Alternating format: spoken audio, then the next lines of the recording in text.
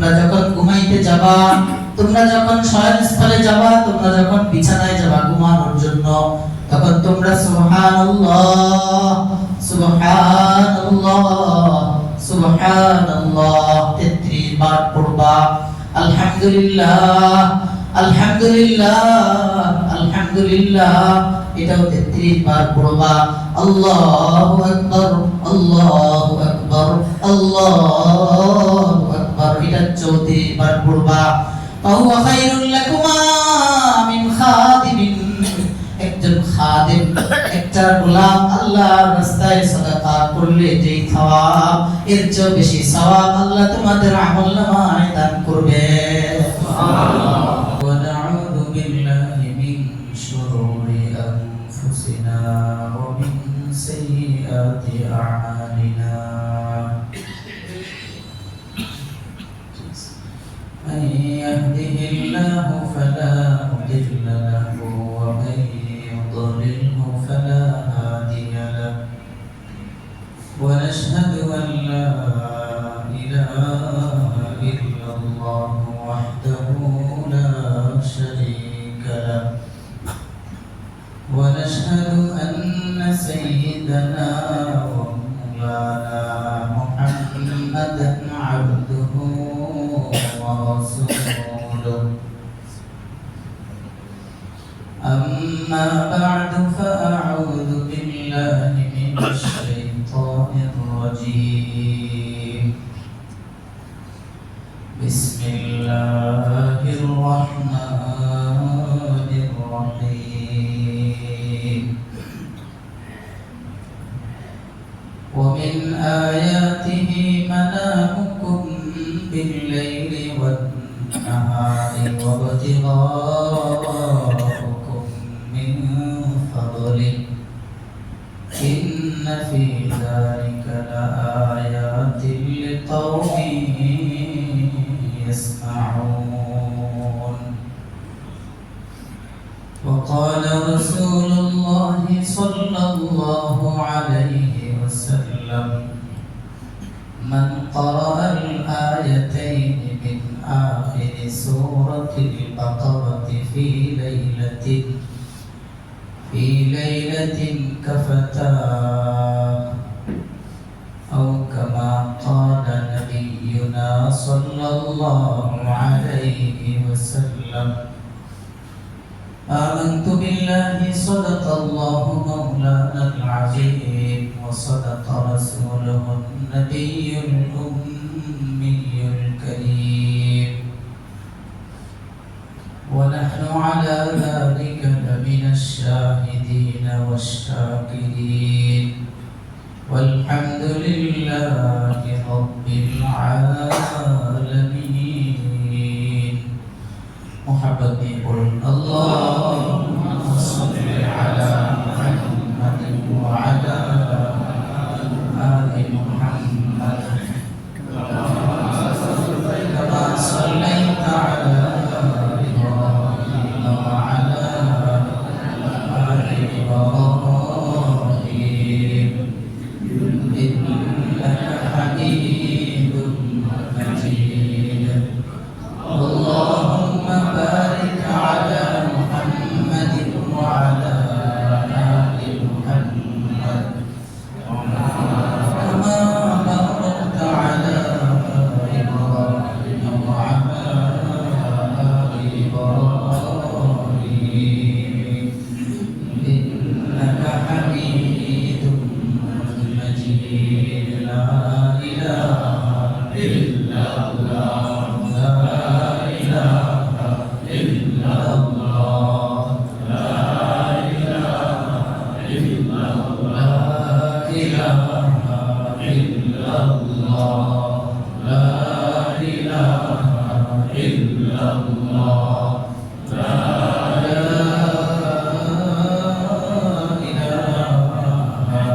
إلا الله محمد رسول الله صلى الله عليه وسلم. الله حاضرين الله ناظرين শাহিদিন আল্লাহু মাঈ। আল্লাহ আমাদের সবাইকে মাফ করে দেন, আমিন। আমাদের জন্য জাহান্নামকে হারাম করে দেন, আমিন। জান্নাতুল ফিরদাউস আমাদের জন্য মঞ্জুর করেন, আমিন। সাল্লাল্লাহু আলাইহি ওয়াসাল্লাম। মুহতারাম মুসল্লিয়ান, আল্লাহ পাকের রব্বুল আলামিনের দরবারে আলিশানে অসংখ্য অনিত শুকর, যিনি বর্তমান পরিস্থিতি, নাজুক এক পরিস্থিতিতে আমাদেরকে তার ঘরে আসার বসার সুযোগ দিয়েছেন। পড়ুন আলহামদুলিল্লাহ। আল্লাহ রাব্বুল আলামিন বান্দাদেরকে যখন ভালোবাসেন তখনই আল্লাহ বান্দাদেরকে বিভিন্ন নেক আমলের সুযোগ দেন। এর প্রমাণ আমরা যে আসতে পেরেছি মসজিদে, বৃষ্টি, বিভিন্ন প্রতিকূলতা, এক একজন এক একভাবে বিপদে আছে, পেরেশানিতে আছে, জুলুমের শিকার হয়ে আছে। ইচ্ছা করলেও মসজিদে এসে জুমা পড়ার সুযোগ অনেকের নাই, আবদ্ধ অবস্থায়। আল্লাহ সব কিছু থেকে বাঁচিয়ে রক্ষা করে আমাদেরকে তার ঘরের মেহমান বানিয়েছেন, এই জন্য শুকর আলহামদুলিল্লাহ। আল্লাহ আল্লাহ। আমরা গত জুমায় আলোচনা শুনছিলাম, গত জুমার আগের জুমায় শুনছিলাম ঘুম এটা আল্লাহ প্রদত্ত সুবিশাল নিয়ামত। এই নিয়ামতের বিবরণ আমরা পুরো এক জুমায় শুনছিলাম, কত বিশাল বড় নিয়ামত ভোগ করতেছি আমরা। এরপরে গত জুমায় শুনছিলাম এই লম্বা আমাদের জীবনের একটা সময় ঘুমের মধ্যে কেটে যায়, এই ঘুমটাও যেন আমাদের ইবাদত হয়, সেজন্য কিছু আমল আল্লাহ পাকের রাসূল সাল্লাল্লাহু আলাইহি ওয়াসাল্লাম আমাদেরকে শিখিয়ে গিয়েছেন সাহাবায়ে কেরামের মাধ্যমে। ঘুমের পূর্বে যদি সেই আমলগুলো আমরা করে ঘুমাতে পারি, তাহলে আমাদের দৈনন্দিন 7-8 থেকে 10-12 ঘন্টা যে যতটুকুই ঘুমান, ঘুমটাও আমাদের ইবাদত হিসেবে গণ্য হবে। ঘুমালাম, ঘুমও হয়ে গেল, এদিক দিয়ে আমার ঘুমের সময়টা ফেরেশতারা শুধু আল্লাহর নিকটে আমার রেজিস্ট্রিতে শুধু ঘুম লিখবে না, সাথে সাথে ঘুমের পাশাপাশি এই সময়টাকে ইবাদত হিসাবেও আমার খাতায় লেখা হবে।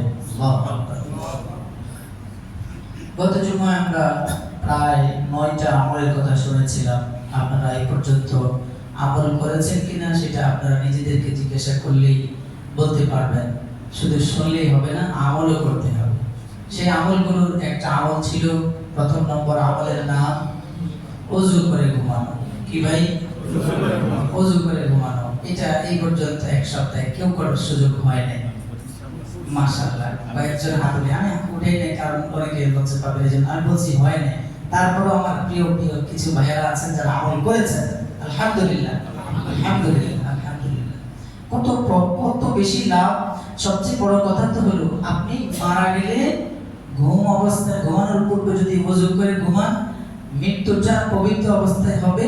আপনার কিয়ামতের ময়দানে কবর থেকে যখন আপনাকে উঠানো হবে, তখন আপনি পবিত্র অবস্থায় উঠানো হবে। সুবহানাল্লাহ। আপনার হাসরটা হবে ওযু অবস্থায়। এর চেয়ে বড় কিছু লাগে? হাসর পাক, সব পাক। এরপরে আপনি ঘুমাইলেন ওযু করে, ফেরেশতাকে ডিউটি দিয়ে দিলেন। ফেরেশতা, হাদিসটা শুনেছিলেন না? ফেরেশতা, তুমি আমার জন্য আল্লাহর কাছে ক্ষমা চাইতে থাকো।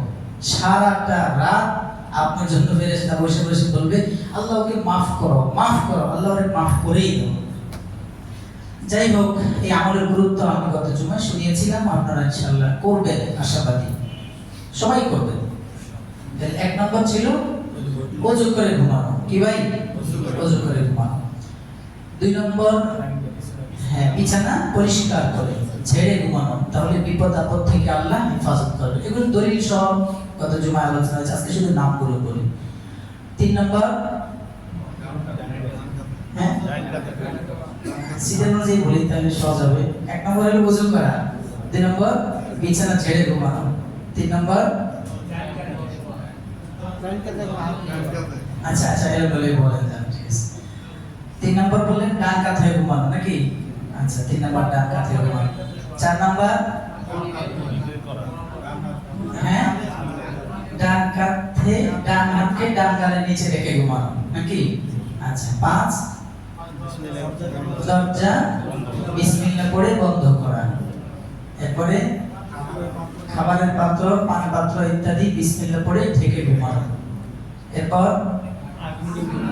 আগুন নিভিয়ে ঘুমানো। এটা ছিল 3 নাম্বার, এখান থেকে আসছে মাশাআল্লাহ। এরপর দোয়া পড়ে ঘুমানো।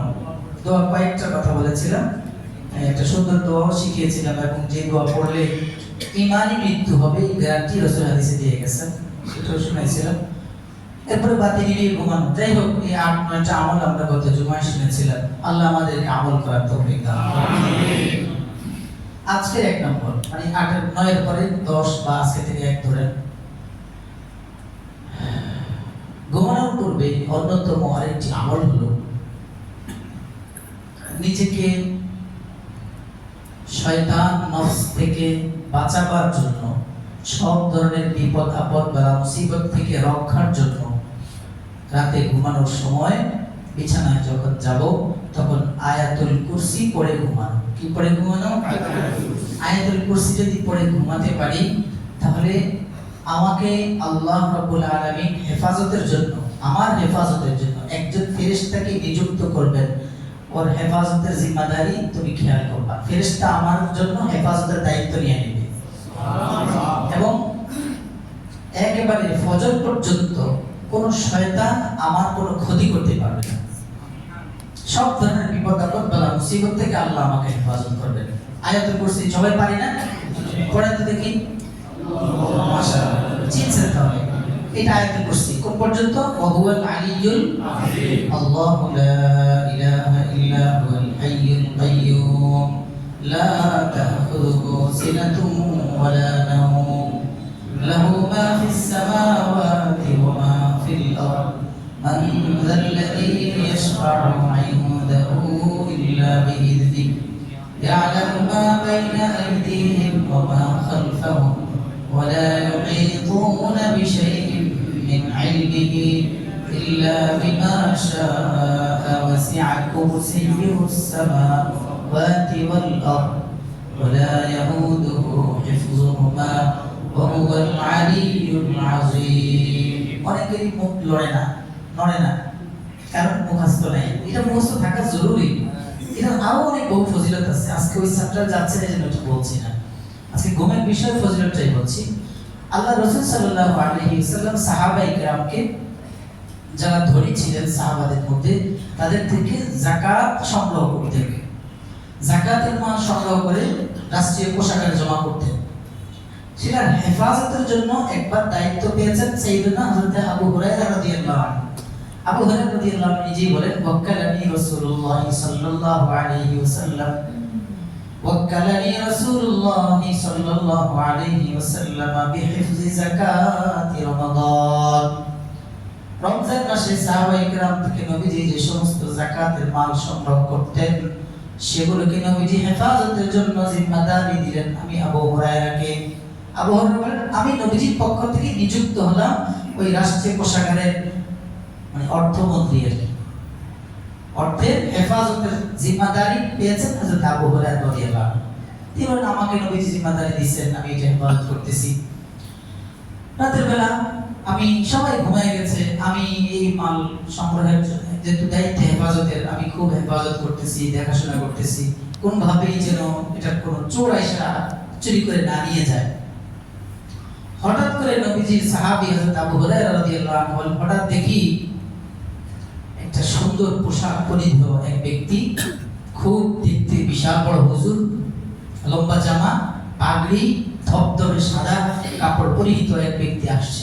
আইসে আমাকে কিছু না বলে বাইতুল মালের ওই রাষ্ট্রীয় কোষাগার থেকে যাকাতের এই মাল নিজেও খাইতেছে, আবার প্যাকেট ভরতেছে, চুরি করে নিয়ে যাইব। যখন এই অবস্থা দেখলাম তো আমি ভাবলাম যে আয় হায়, আমার তো দায়িত্ব অবহেলা হচ্ছে। নবীজি আমাকে দায়িত্ব দিয়েছেন এটা হেফাজতের জন্য, এজন্য আমি গিয়ে তাকে ধরলাম, হাত ধরে এভাবে বললাম, কি হইল? লা ফাআন্নাকা ইলা রাসূলিল্লাহি সাল্লাল্লাহু আলাইহি ওয়াসাল্লাম। তুমি কে? তোমার কি পরিচয়? তুমি এসে আমাকে না বলে না জানিয়ে এভাবে মাল খাইতেছো, আবার নিয়ে যাইতেছো। খাবার দাবার ছিল, নিয়ে যাইতেছো চুরি করে। আমি তোমাকে রাসূলুল্লাহ সাল্লাল্লাহু আলাইহি ওয়াসাল্লামের দরবারে নিয়ে দাঁড় করাই দেব, তোমার কালকে বিচার হবে নবীজির কাঠগড়ায়। তখন সে তার পরিচয় না দিয়ে বলে, দানি, আমাকে ছেড়ে দাও, আমি ফাইন্নি মুহতাজ ওয়া ইয়াল, আমি নিজেও মুহতাজ, মুখাপেক্ষী, আমি গরিব অসহায়, আমার বাসায় বাচ্চা কাচ্চা, বিবি বাল বাচ্চা, ওরা সবাই অবস্থা খুব খারাপ, পেটে ভাত নাই, ঘরে চাল নাই, কিছুই নাই, আমাকে ছেড়ে দাও, আমি অসহায় হয়ে আসছি। আবু হুরায়রা রাদিয়াল্লাহু আনহু বলেন, আমার কাছে যখন সে তার অসহায়ত্ব প্রকাশ করলো তখন আমার মনে খুব দয়া আসলো, ফারাহিতুহু ফাখাল্লাইতু সাবিলা, এত অসহায় গরিব মানুষ আর যাকাতের মালের হকদারি তো, যদিও নেওয়ার সিস্টেমটা চুরি ছিল, যাক আবু হুরায়রা বলেন ফারাহিতুহু ফাখাল্লাইতু সাবিলা, আমার দয়া লাগছে তার এই অসহায়ত্ব দেখে আমি তাকে ছেড়ে দিলাম, যদিও সে চোর। কিন্তু এই ঘটনা আমি ছাড়া, চোর ছাড়া কেউ জানে না। সকালবেলা নবীজির পিছনে নামাজ পড়তে দাঁড়াইলাম, নামাজ শেষ, নবীজি সালাম ফিরিয়ে দিকে ফিরে বলে, ইয়া আবা হুরায়রা মা ফাআলা আসিরুকাল বারিহা, গত রাতে চোরের সাথে তোমার কি ব্যবহার হয়েছে, চোরে তোমার সাথে কি ব্যবহার করেছে? আবু হুরায়রা অবাক হয়ে গেলেন, ইয়া রাসূলুল্লাহ, এটা আমি আর সে ছাড়া কেউ জানে না, আপনি কিভাবে জানেন? প্রিয় নবী সাল্লাল্লাহু আলাইহি ওয়াসাল্লাম কি আল্লাহ পাক জানিয়েছেন। আবু হুরায়রা রাদিয়াল্লাহু তাআলা আনহুকে জিজ্ঞেস করলেন, ইয়া রাসূলুল্লাহ, নবীজি বললেন, ইয়া আবা হুরায়রা মা ফাআলা আসিরুকাল বারিহা, ও আবু হুরায়রা, গত রাত চোরের সাথে তোমার কি আচরণ হয়েছে, চোর তোমার সাথে কি ব্যবহারটা করেছে?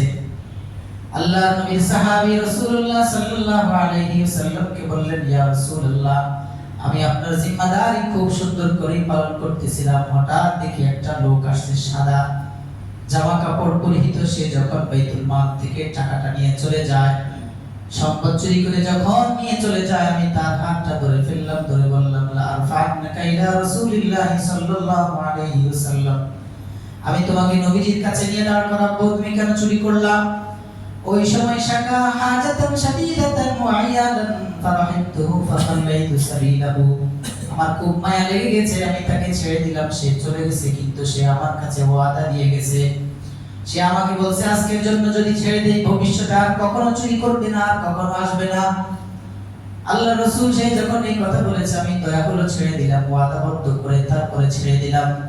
আল্লাহ রাসূল শোনা মাত্রই বললেন, আবু হুরায়রা শোনো, ইন্নাহু ক্বাদ কাযাবাকা ওয়া সায়াউদ, আবু হুরায়রা তুমি এত সহজ মনে করো না, সে তোমার কাছে যে বলেছে আর আসবে না, এটা মিথ্যা কথা বলেছে, সে অবশ্যই আগামী কাল রাতেও আবার আসবে, দেখো তুমি। আবু হুরায়রা রাদিয়াল্লাহু তাআলা আনহু মনে মনে পরিকল্পনা নিলেন, আগামী কাল যদি আসে, এবং তিনি বিশ্বাস করলেন যেহেতু সাদিকুল মাসদুক রাসূলুল্লাহ সাল্লাল্লাহু আলাইহি ওয়াসাল্লাম বলেছেন আসবে, তাহলে নিশ্চিত সে আগামী রাতে আসবে। অপেক্ষায় আছেন, হঠাৎ থেকে আগামী রাতে, দ্বিতীয় রাতে ওই লোকটা, ওই সাদা ধবধবে জামা কাপড় পরিহিত লোকটা আবারও আসছে, আয়েশা আবার যাকাতের মাল নিয়ে চলে যাচ্ছে। এবার আবু হুরায়রা আবার তাকে থম করে ধরলেন, ধরেই বললেন, আজকে আর ছাড়া হবে না, আজকেও তোমাকে নবীজির কাছে নিয়ে যাব। আজকেও সে তার গত রাতের মতোই নিজের অবস্থা খুব খুলে বলল, আমি অসহায়, গরিব, ঘরে খাবার নাই, বিবাল বাচ্চা খাবারের কষ্ট পাইতেছে, এই জন্য আজকে আসলাম, যাও ছেড়ে দাও, আজকের পরে আর আসবো না। দ্বিতীয় দিন ফজরের পরে যখন নবীজি আবু হুরায়রাকে জিজ্ঞেস করলেন, মা ফাআলা আসিরুকাল বারিহা, ও আবু হুরায়রা, গত রাত তো বলেছো আসবে না, আজকেও তো আবার আসছে, আজকে কি আচরণ হয়েছে? আল্লাহর নবীর প্রশ্নের জবাবে আবু হুরায়রা বললেন, ইয়া রাসূলুল্লাহ, আজকে আমার দয়া হয়ে গেছে, যখন সে তার গরিবী হালত, অসহায় অবস্থার কথা প্রকাশ করেছে, আমি আজকেও তাকে ছেড়ে দিলাম। আল্লাহ রাসূল বললেন, ইন্নাহু সায়াউদু ক্বাদ কাযাবাকা, ইন্নাহু ক্বাদ কাযাবাকা ওয়া সায়াউদ, নিশ্চয়ই আবু হুরায়রা এই লোকটা আজকেও মিথ্যা বলেছে, সে আগামী রাতেও আবার আসবে। তৃতীয় রাত ঠিকই লোকটা আবার আসছে, এবার সম্পদ চুরি করে খেয়ে নিয়ে যাচ্ছে। আবু হুরায়রা ধরলেন তো ধরলেন, বললেন, আজকে যতই কান্নাকাটি করো, আজকে যতই কান্নাকাটি করো, আজকে আর ছাড়া হবে না, আজকে তোমাকে রাসূলুল্লাহর দরবারে পেশ করা হবে, নবীজি তোমার বিচার করবেন। আবু হুরায়রা বললেন, আমি তোমাকে ছাড়বো না। এবার লোকটা বলে, দানি উআল্লিমুকা কালিমাতিন ইয়ানফাউকাল্লাহু বিহা, ও আবু হুরায়রা, আজকে যদি তুমি আমাকে ছেড়ে দাও আমি তোমাকে এমন একটা কালিমা শিখাবো, এমন একটা বাক্য শিখাবো, এমন একটা আয়াত শিখাবো যে আয়াতটা তুমি যদি পড়ো ইয়ানফাউকাল্লাহু বিহা, আল্লাহ তোমাকে ওই কালিমা পড়ার বদৌলতে তোমাকে সমস্ত বিপদ আপদ থেকে হেফাজত করবে। আবু হুরায়রা বললেন তাহলে মা হুয়া সেটা কি? তখন আবু হুরায়রা ওই লোকটা বলতেছে ইদা আওয়াইতা ইলা ফিরাশিকা ফাকরা আয়াতুল কুরসি হাত্তা তাহতিমা, তুমি যখন ঘুমাইতে যাবা তখন আয়াতুল কুরসি পড়বা, একবারে শেষ পর্যন্ত পুরো আয়াতুল কুরসি পড়বা। পড়লে তাহলে নাইয়াজাল আলাইকা মিনাল্লাহি হাফিজুন, একজন হেফাজত করনেওয়ালা, একজন হাফেজ ফেরেশতা আল্লাহর পক্ষ থেকে তোমাকে হেফাজতের জিম্মাদারি গ্রহণ করবেন। আর ওয়ালা ইয়াকরাবান্নাকা শাইতান হাত্তা ইউসবিহা, সকাল পর্যন্ত শয়তান তোমার কাছে আসতে পারবে না। পরের দিন তৃতীয় দিন যখন রাসূলুল্লাহর পিছনে নামাজ পড়তে গেলেন আবু হুরায়রা, আল্লাহ রাসূল জিজ্ঞেস করলেন ইয়া আবু হুরায়রা গত রাতে তো চোর আসছে, কি হইছে বলো? আল্লাহ রাসূলকে আবু হুরায়রা বললেন ইয়া রাসূলুল্লাহ আজকেও লোকটা আসছে, কিন্তু আমি তাকে ধরছি, নিয়ে আসবো আপনার কাছে, কিন্তু আজকে সে আমাকে একটা আমল শিখিয়েছে, ওই আমলের মায়ায় আমলের লোভে আমি আর তাকে ধরি নাই, আমল শিখাইছি ছেড়ে দিছি। নবীজিকে আবু হুরায়রা বললেন সে আমাকে বলছে যখন আমি ঘুমাইতে যাব, আমি যখন ঘুমাইতে যাব তখন যদি আয়াতুল কুরসি পড়ি, সে আমাকে বলছে তাহলে আমাকে আল্লাহ সমস্ত বিপদ আপদ থেকে হেফাজত করবেন।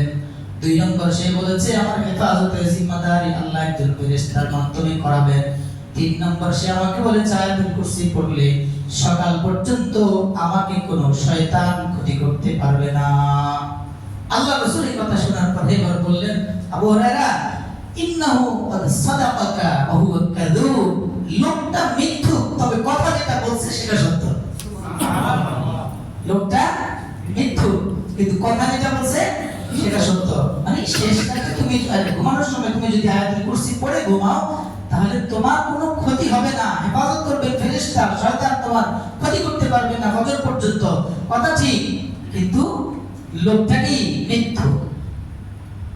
এরপরে আল্লাহ রাসূল আবু হুরায়রাকে বললেন লোকটাকে জানো? মান তুখাতিবু মুনযু সালাসিলা, এই আবু হুরায়রা 3 দিন পর্যন্ত কারে ধরতেছো, কার সাথে কথা বলতেছো জানো? সে কে? দাকা শাইতান, এটা হলো শয়তান। শয়তান, লোকটা মিথ্যু কিন্তু তোমার যেটা শিখে গেছে ওটা কি সত্য, ওটা আল্লাহ আমাকে বলেছেন, এটা আমি নবীর হাদিস। শুনো, তুমি যখন ঘুমাইতে যাবা আয়াতুল কুরসি পড়বা, তাহলে নবীজি বলে তুমি ঘুমাইতে গেলে আয়াতুল কুরসি পড়বা, পড়লে আল্লাহ পাক তোমাকে সমস্ত বিপদ আপদ বালা মুসিবত থেকে হেফাজত করবে। তোমার হেফাজতের জন্য ফেরেশতা নিযুক্ত করবেন আল্লাহ। সন্ধ্যা থেকে ফজর পর্যন্ত, ঘুম থেকে ফজর পর্যন্ত কোনো শয়তান তোমার ধারে কাছে আসতে পারবে না।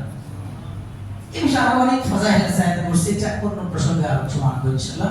তাহলে আয়াতুল কুরসি পড়ে ঘুমাবো ইনশাআল্লাহ, ঠিক আছে ইনশাআল্লাহ। দুই নম্বর হলো আল্লাহর নবী সাল্লাল্লাহু আলাইহি ওয়াসাল্লামের স্ত্রী আমাদের আম্মা জান হযরত আয়েশা সিদ্দিকা রাদিয়াল্লাহু তাআলা আনহা বলেন, দুই নম্বর আমল হলো নবীজি সব সময় প্রতি রাতে ঘুমানোর সময় কুল হুয়াল্লাহু আহাদ, কুল আউযু বিরাব্বিল ফালাক, কুল আউযু বিরাব্বিন নাস, কয়টা হলো? এই তিনটা পড়ে প্রতি রাতে ঘুমানোর সময় তিনটা সূরা পড়তেন। পড়ে হাতটাকে এভাবে কি করতেন? মুষ্টি কোষ করতেন, জমা করতেন, এরপর এখানে ফু দিতেন। পড়ে ফু দিয়ে এরপরে পুরো শরীরের যতটুকু সম্ভব এটা মুছতেন। তবে মোছার জন্য নবীজির নিয়ম ছিল প্রথমে ইয়ানসাহু বিহিমা, প্রথমে নবীজি হাতটাকে দিয়ে মাথা মুছতেন। কি মুছতেন? মাথা, এরপরে চেহারা, এরপরে শরীরের সামনের অংশ, তারপরে শরীরের ডান বাম যে দিক থেকে সম্ভব মুছতেন। বুঝা আসছে?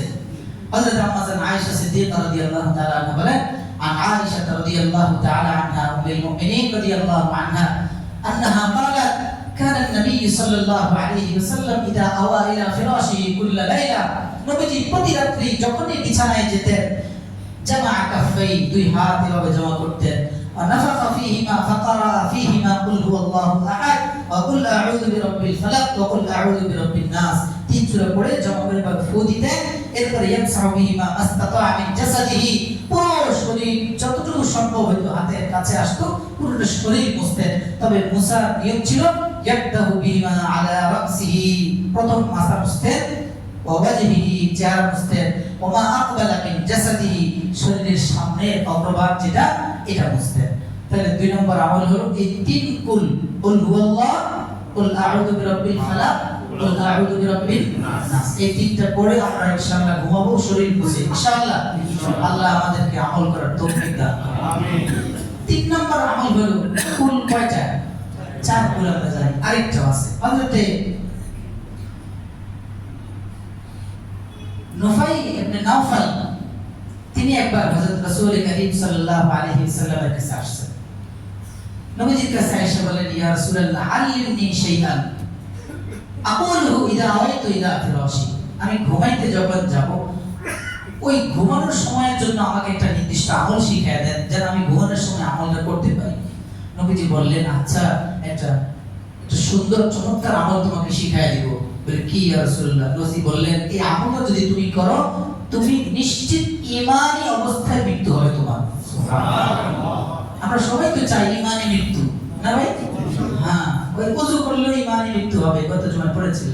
যাই হোক, তো নবীজি বললেন, তুমি আমলটা আমি তোমাকে শিখাবো, তুমি যদি করতে পারো আমলটা তাহলে তোমার নিশ্চিত ঈমানী মৃত্যু হবে, শিরক অবস্থায় তোমার মৃত্যু হবে না। জি ইয়া রাসূলুল্লাহ, আমাকে শিখিয়ে দেন। নবীজি বললেন, ইদা আওয়াইতা ইলা ফিরাশিকা কুল ফাকরা কুল ইয়া আইয়ুহাল কাফিরুন হাত্তা তাখতাতিমা থুম্মা নাম আলা খাতিমাতিহা থুম্মা নাম আলা খাতিমাতিহা ফাইন্নাহু বারাআতুম মিনাশ শিরক। নবীজি বললেন, তুমি যখন ঘুমাতে যাবা, ঘুমানোর পূর্বে বিছানায় যখন যাবা, কুল ইয়া আইয়ুহাল কাফিরুন এই সূরাটা পড়বা। পড়লে এরপরে এই সূরা পড়ার পর আর এরপর একটা কথা আর তুমি বলিও না, এটা তোমার রাতের শেষ কথা যেন হয়। কুল ইয়া আইয়ুহাল কাফিরুন পড়তে এরপর আর কোনো কথা নাই। যদি এভাবে তুমি ঘুমাইতে পারো তাহলে আল্লাহর রাসূল বলেন, ফাইন্নাহা বারাআতুম মিনাশ শিরকি, এই সূরার মধ্যে তুমি সর্বশেষ আল্লাহর একাত্মবাদের ঘোষণা দিয়ে শিরক থেকে মুক্তির ঘোষণা দিলা। তার মানে তুমি যখন কিয়ামতের ময়দানে উঠবা শিরক মুক্ত অবস্থায় ঈমান নিয়ে উঠবা। সুবহানাল্লাহ। তাহলে 3টা আমল। 1 নম্বর আমল সূরা আয়াতুল কুরসি, এটা আমরা সবাই পারি, যারা পারি না মুখস্থ করে নিব। এটা পড়তে পারলে যে ব্যক্তি 5 ওয়াক্ত নামাজের পরে মৃত্যুর পরে শুধু মৃত্যুটাই তার বাধা জান্নাতে যাওয়ার জন্য পড়লো 5 ওয়াক্ত নামাজের পরে আয়াতুল কুরসি, সে মরলে সাথে সাথে সোজা জান্নাতে চলে যাবে। সুবহানাল্লাহ। এই জন্য আয়াতুল কুরসি পড়বো 5 ওয়াক্ত নামাজের পরে। 5 ওয়াক্ত নামাজে সালাম ফিরানোর পর কি পড়বো? আয়াতুল কুরসি। আল্লাহ রাসূল বলেন, তার মধ্যে জান্নাতের মধ্যে বাধা এতটুকুই যে মরলে সাথে সাথে জান্নাতে। তাহলে এই আমলটা আমরা পারি, অধিকাংশ মুখস্থ পারি, যারা পারি না মুখস্থ করি। এরপরে কুল হুয়াল্লাহু আহাদ, কুল আউযু বিরাব্বিল ফালাক, কুল আউযু বিরাব্বিন নাস, সবাই পারি না? আমল করব, ছাড়বো ইনশাআল্লাহ। এরপর 3 নম্বর কুল ইয়া আইয়ুহাল কাফিরুন, এটাও পারি সবাই, পারি না? এই সূরাটা অবশ্যই পড়ব। তাহলে আমি আমার ঈমানী মৃত্যুর জন্য গ্যারান্টি পেয়ে গেলাম কার পক্ষ থেকে? নবীজি সাল্লাল্লাহু আলাইহি ওয়াসাল্লামের পক্ষ থেকে। আল্লাহ পাক জানিয়েছেন নবীজিকে। 4 নম্বর যে আমলটা সেটা হলো সূরা বাকারার শেষ 2 আয়াত পড়ে ঘুমানো। নবীজি বলেন, মান ক্বারাআল আয়াতাইন মিন আখির সূরাতিল বাকারা ফি লাইলাতিন কাফাতাহু, যে ব্যক্তি ঘুমের পূর্বে রাতের বেলা সূরা বাকারার শেষ 2 আয়াত আমানার রাসূলু বিমা উনজিলা ইলাইহি মির রাব্বিহি ওয়াল মুমিনুন থেকে শুরু করে একবারে শেষ পর্যন্ত এই 2টা আয়াত যে ব্যক্তি পড়ে ঘুমাবে, ফি লাইলাতিন, যে রাতে ঘুমাবে, কাফাতাহু, ওই রাতে, কাফাতাহু মানে কাফাতাহু মিন কুল্লি শাররিন ওয়া কাফাতাহু মিন কিয়ামিল লাইল। ইমামে নববী আলাইহির রাহমাহ লেখেন, আল্লাহ রাসূল বলেছেন যে যে ব্যক্তি এই 2 সূরা পড়ে ঘুমালো তার জন্য এই 2টা সূরা, এই 2 আয়াত, এই সূরা বাকারার শেষ 2 আয়াত তার জন্য যথেষ্ট। মানে সে যদি ওই রাতে ঘুমায় তাহলে তার জন্য শয়তান, জিন ইত্যাদি থেকে হেফাজতের জন্য এই 2টা সূরা, এই 2টা আয়াতই তার জন্য যথেষ্ট। সুবহানাল্লাহ। তার কোনো ক্ষতি করতে পারবে না, জিন ভূত ফেরেশতা কিছুই করতে পারবে না। অথবা কাফাতাহু লিকিয়ামিল লাইল, ইমাম নববী আলাইহির রাহমাহ বলেন, এই 2 আয়াত যদি কেউ পড়ে ঘুমায় তাহলে সে যদি তাহাজ্জুদ নাও পড়তে পারে তার আমলনামায় তাহাজ্জুদের সওয়াব লেখা হবে। সুবহানাল্লাহ। এই 2 আয়াত পারেন এমন কেউ আছেন যে এটা না পারেন? স্বাভাবিক, মাশাআল্লাহ। 1 2 মাশাআল্লাহ 5-6 জন আছে, মাশাআল্লাহ। এই 2 আয়াত অনেক ফজিলত। এই 2 আয়াত নিয়ে এক জুমা বিশাল আলোচনা করা যাবে, লম্বা ফজিলত এই 2 আয়াতে। আমরা পড়বো ইনশাআল্লাহ। তুই পারো না? চারটা গেছে। 5 নাম্বার আমল হলো সূরা আলিফ লাম মিম সিজদা এবং সূরা মুলক, এই দুইটা সূরা পড়ে ঘুমানো। আল্লাহ রাসূল সাল্লাল্লাহু আলাইহি ওয়াসাল্লাম ঘুমানোর আগে কানা লা ইয়ানাম হাত্তা ইয়াকরা আলিফ লাম মিম তানজিলুল কিতাবি লা রাইবা ফীহি মির রাব্বিল আলামিন ওয়া তাবারাকাল্লাযী বিয়াদিহিল মুলক, এই দুই সূরা পড়ে তারপরে নবীজি ঘুমাইতেন। ইনশাআল্লাহ যারা পারি সূরা মুলক তো পারেন, তো সূরা মুলকটা কমপক্ষে যারা কোরআন শরীফ শিখেছেন দেখে দেখে হলো সূরা মুলক এবং আলিফ লাম মিম সিজদা যে 21তম পারায় আছে, এই দুই সূরা পড়ে তারপরে ঘুমাবো ইনশাআল্লাহ। কয়টা গেছে? 5টা। 6 নম্বর আমল, 6 নম্বর আমল হলো রাতের বেলা যখন আপনি ঘুম থেকে হঠাৎ আমরা জেগে যাই না, অথবা একেবারে শেষ ভাগে যখন জাগ্রত হলেন, আজান দিল তাহাজ্জুদের জন্য অথবা আজান দিল ফজরের জন্য, এই সময় যদি আমরা একটা দোয়া আছে, দোয়া যদি কেউ পড়ে, আল্লাহ রাসূল বলেন এই দোয়া পড়ার পরে সে যদি বলে আল্লাহ আমাকে maaf করে দেন, তার জীবনের সব গুনাহ আল্লাহ maaf করে দিবেন। সুবহানাল্লাহ। এবং সে যে কোনো জিনিস চায় আল্লাহ তার সব জিনিস দেওয়ার ওয়াদা করেছেন, তার আশা পূরণ হবে। দোয়াটা সবাই পারি, বলেন তো লা ইলাহা ইল্লাল্লাহু ওয়াহদাহু লা শারীকা লাহু লাহুল মুলকু ওয়া লাহুল হামদু ওয়া হুয়া আলা কুল্লি শাইইন কাদির। এটা পারি না? বলেন লা ইলাহা ইল্লাল্লাহু ওয়াহদাহু লা শারীকা লাহু লাহুল মুলকু ওয়া লাহুল হামদু ওয়া হুয়া আলা কুল্লি শাইইন কাদির। একটু অংশ একটা, এরপরে আলহামদুলিল্লাহ সুবহানাল্লাহ, একটু উল্টা পাল্টা কে আমরা পারি সুবহানাল্লাহ আলহামদুলিল্লাহ, এখানে আছে আলহামদুলিল্লাহ ওয়া সুবহানাল্লাহ ওয়া লা ইলাহা ইল্লাল্লাহ ওয়াল্লাহু আকবার। আচ্ছা আপনি যদি না পারেন এইভাবে অংশ আপনি যেভাবে পারেন ওইভাবে পড়েন, কিন্তু এই হাদিসে এভাবে আসছে, বুঝতে পারছেন এভাবে পড়া উত্তম। আলহামদুলিল্লাহ সুবহানাল্লাহ ওয়া লা ইলাহা ইল্লাল্লাহ ওয়াল্লাহু আকবার ওয়া লা হাওলা ওয়া লা কুওয়াতা ইল্লা বিল্লাহ। একটু দোয়াটা বলেন, প্রথম অংশ কি লা ইলাহা ইল্লাল্লাহ ওয়াহদাহু লা শারীকা লাহু লাহুল মুলকু ওয়া লাহুল হামদু ওয়া হুয়া আলা কুল্লি শাইইন কাদির। এরপরে আলহামদুলিল্লাহ ওয়া সুবহানাল্লাহি ওয়া লা ইলাহা ইল্লাল্লাহ ওয়াল্লাহু আকবার ওয়া লা হাওলা ওয়া লা কুওয়াতা ইল্লা বিল্লাহ। এরপরে বলবেন আল্লাহুম্মা গফিরলি, না পারেন আল্লাহ মাফ করে দেন, আল্লাহ মাফ করে দেন। আল্লাহ রাসূল বলেন আও দাআ, অথবা যে কোনো জিনিস সে চায়, এই দাআ বিহাজাতি উস্তুজিবা লাহু, আল্লাহ রাসূল বলেন বলতে দেরি আর আল্লাহ দোয়া কবুল করতে দেরি করবেন না। সুবহানাল্লাহ। এরপর নবীজি বলেন, এরপর যদি সে 2 রাকাত নামাজ পড়ে ওযু করে ফাইন তাওয়াদা ওয়া সাল্লা, নবীজি বলেন এরপর ওযু করে 2 রাকাত নামাজ তাহাজ্জুদ পড়লো, কুবিলাত সালাতু, নিশ্চিত তার 2 রাকাত কবুল হয়ে গেছে। সুবহানাল্লাহ। من تعار من الليل فقال لا إله إلا الله وحده لا شريك له له الملك وله الحمد وهو على كل شيء قدير الحمد لله سبحان الله ولا إله إلا الله والله أكبر ولا حول ولا قوة إلا بالله পরে আল্লাহ মাফ করে দেন, আল্লাহুম্মা গফিরলি, না পারেন আল্লাহ মাফ করে দেন। অথবা যা চায় পরে প্রথম বলবেন আল্লাহ মাফ করে দেন, এরপরে বললেন আল্লাহ আমার রিজিকের ফয়সালা করেন, আল্লাহ আমার বাচ্চারা অসুস্থ সুস্থ করে দেন, যা আল্লাহ আমার জন্য জান্নাত মঞ্জুর করেন, আল্লাহ আমাকে জাহান্নাম থেকে মুক্তি দেন। আমরা যেই দোয়া চাইবো ওই দোয়া তার জন্য মঞ্জুর করা হবে। সুবহানাল্লাহ। পড়বো ইনশাআল্লাহ। এরপরে 7 গেল না, 7 নম্বর হযরত ফাতেমা রাদিয়াল্লাহু তাআলা চাকা ঘুরাইতে চাকা জাতা কল যেটা, এখন তো আমরা কত মেশিন কত কিছু আছে, এই জাতা ঘুরানো অনেক কষ্ট। এই জাতা ঘুরাইতে হাতে ব্যথা হয়ে গেছে, দাগ হয়ে গেছে, ফুসকা উঠে গেছে, অনেক কষ্ট হইতো। তো একদিন শুনছেন আল্লাহ রাসূলের কাছে গোলাম হাদি আসছে, তো ভাবলেন আব্বার কাছে যাই, আব্বার কাছে গিয়ে বলি আমার হযরত ফাতেমা রাদিয়াল্লাহু আনহা, তাহলে আল্লাহ রাসূলের মেয়ে না ফাতেমা, আয়েশার স্ত্রী। আয়েশা আব্বার কাছে গোলাম আসছে, শুনে আসছেন যে আব্বাকে যদি বলি যে আমার কষ্ট হয়, গোলামটা হাদিয়া দিলে গোলামটা একটু খেদমতের কাজ করলো আমার জন্য সহজ হইল।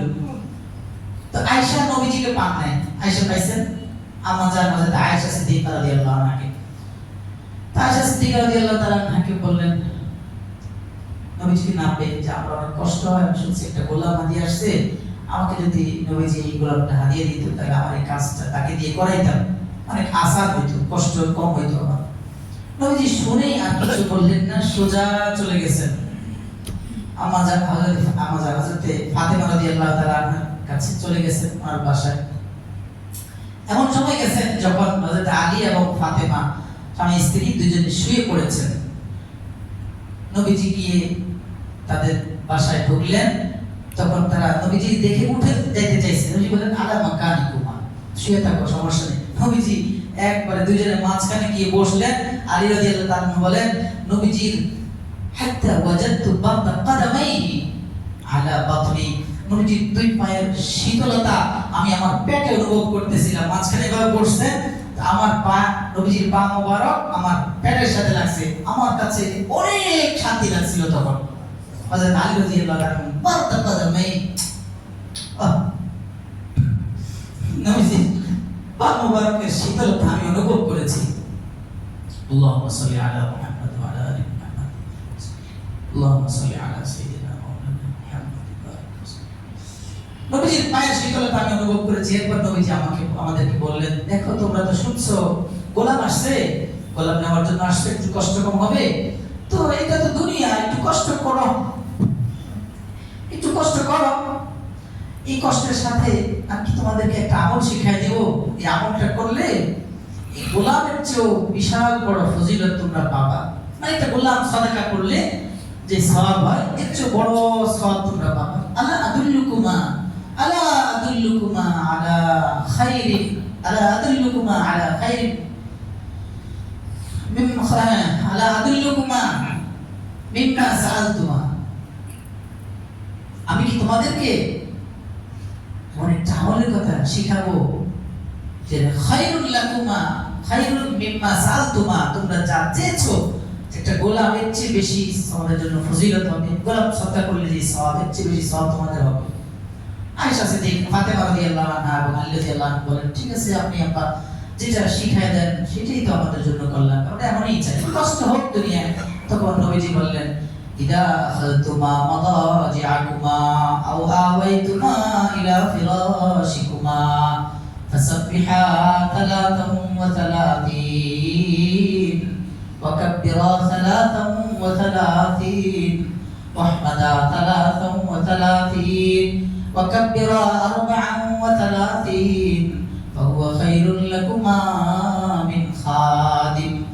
ও আলী, ও ফাতেমা, তোমরা দুইজন যা চেয়েছো এর চেয়ে বড় বিশাল বড় আমলের কথা শোনো।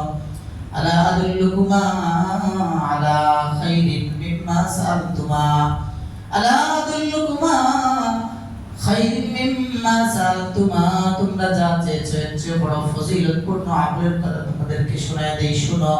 তোমরা যখন ঘুমাইতে যাবা, তোমরা যখন শয়নস্থলে যাবা, তোমরা যখন বিছানায় যাবা ঘুমানোর জন্য, তখন তোমরা সুবহানাল্লাহ সুবহানাল্লাহ সুবহানাল্লাহ 33 বার পড়বা।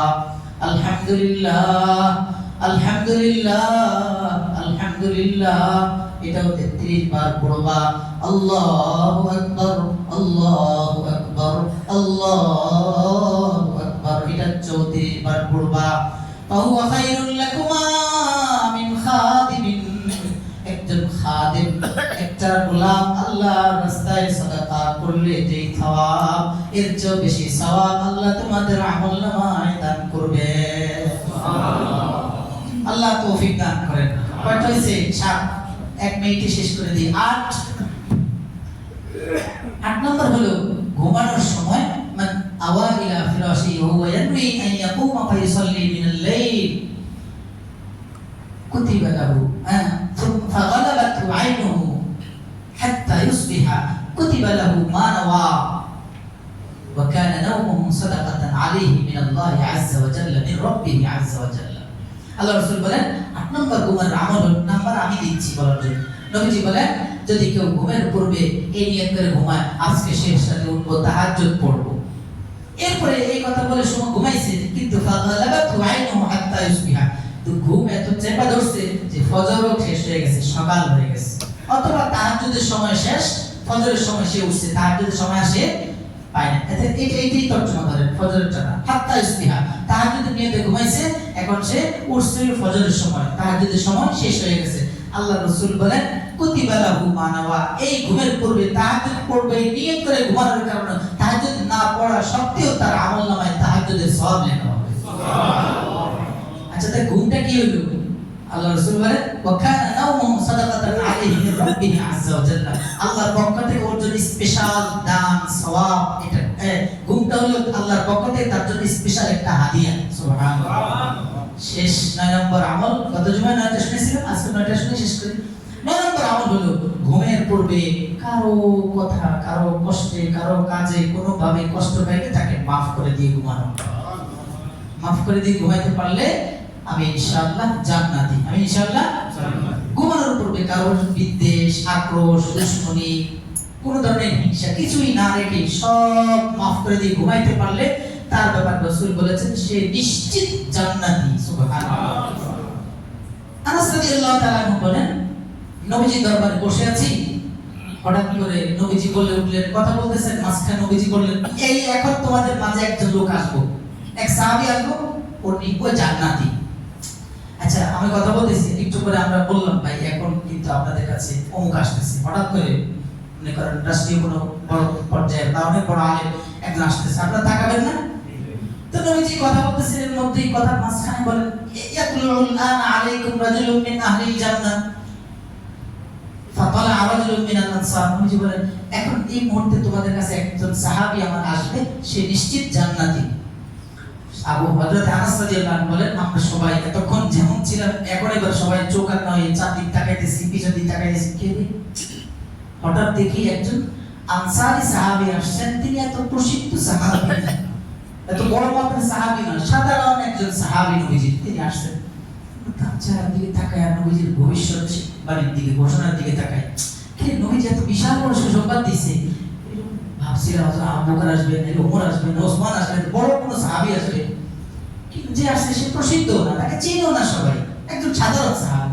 তো ঠিক আছে আজকে শেষ মাসওয়ারা, কথাবার্তা শেষ। দ্বিতীয় দিন নবীজি আলোচনা করতেছেন, আবার একই কথা বললেন, এখন একজন ব্যক্তি আসবে সে জান্নাতি। ভাবলেন মনে হয় অন্য কেউ আসবে, তাকে দেখেন ওই আনসারী সাহাবী আসছে। তৃতীয় দিন মজলিস চলছে, নবীজি এখন বললেন ইয়াতুল আন আলাইকুম রাজুলুম মিন আহলিল জান্নাহ, জান্নাতি একজন মানুষ আসবে। এখন ভাবছেন আজকে হয়তো অন্য কেউ আসবে, তাকে দেখে আজকেও সেই তালা রাজুলুম মিনাল আনসার, সেই আনসারী সাহাবী আসছে। এবার আব্দুল্লাহ ইবনে আমর ইবনে আল-আস রাদিয়াল্লাহু আনহু তৃতীয় দিন যখন নবীজির পক্ষ থেকে সুসংবাদ একে একে 3 দিন সে জান্নাতি সুসংবাদ দিচ্ছে নবীজি তার ব্যাপারে।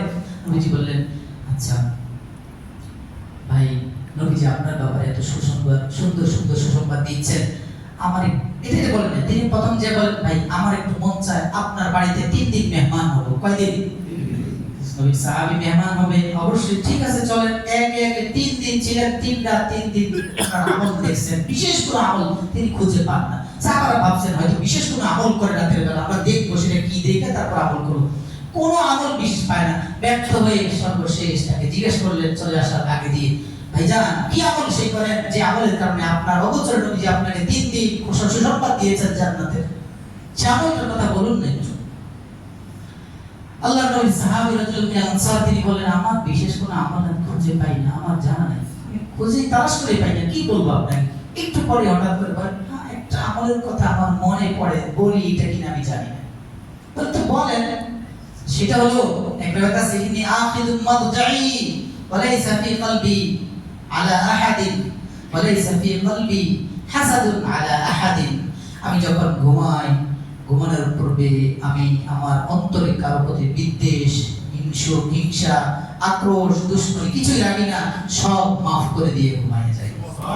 আরেকটা হয়তো এটা আছে লম্বা, লা আলিদু ফি নাফসি আলা আহাদ, লা আলিদু ফি নাফসি লি আহাদিন মিনাল মুসলিমিনা গিশশা ওয়া লা আহসুদু আহাদান আলা খাইরিন আ'তাহু আল্লাহু ইয়্যাহু। আল্লাহ যদি আল্লাহর কোন বান্দাকে কোন নিয়ামত দান করেন, সেই কারণে আমি কাউকে ওই ব্যক্তিকে হিংসা করি, অমুকের এটা হয়ে গেছে এই জন্য আমি হিংসা করি না, আমি আরো খুশি যাক আমার এক ভাই হয়েছে। এরপরে তিনি বলেন আমি ঘুমানোর সময় আমি কোন মুসলমানের প্রতি বিদ্বেষ, হিংসা, দুশমনী রেখে আমি আমার জীবন কাটাই না।